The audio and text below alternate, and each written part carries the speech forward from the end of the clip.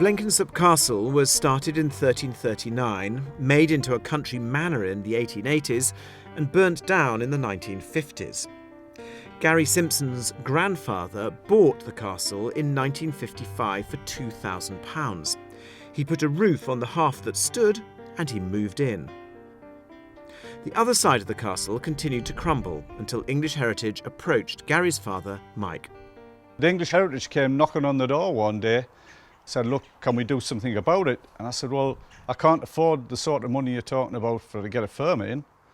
And he said, well, I don't really know what we can do then. And I said, well, there's no grants. And he says, no, there's no grants, naturally. I said, well, look, Gary and I are stonemasons because we had a building firm at that particular time as well. We did stone building. So I said, why don't we do it? We'll do the labour for nothing. If you supply the expertise, we'll do it. English Heritage were fantastic. Not only did they give us the permissions, they give us the assistance. We could ring any time and just ask their advice on things. It was great. I think it's probably one of the first times it's ever been done where the actual owners physically did the restoration. The biggest thing is you've got to use traditional techniques. You've got to use lime, you can't use cement. So that's a big difference. It takes an awful lot of learning, that kind of stuff. In the summer it dries out too quickly, so you've got to protect it. In the winter it's too cold, so you've got to protect it. We reckon there's about 2 weeks of a year, one in the spring and one in the autumn, where it's just about right and you get away with a full day's work without having to do anything to look after it.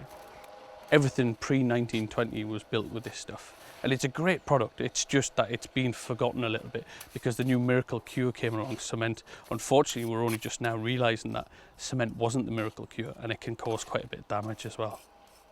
We were supposed to take 3 years to finish this and we finished in 2. We worked very, very hard. We sometimes worked Saturdays and Sundays as well.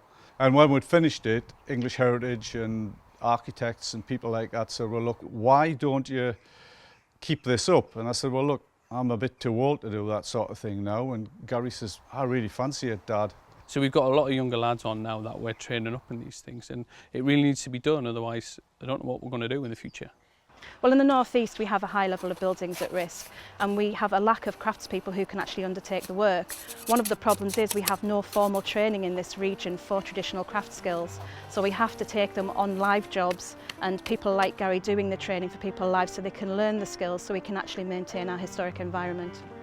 The places we get to work are brilliant. Castles and bastles, farmhouses and lime kilns, bridges, everything. It's wonderful places to work basically.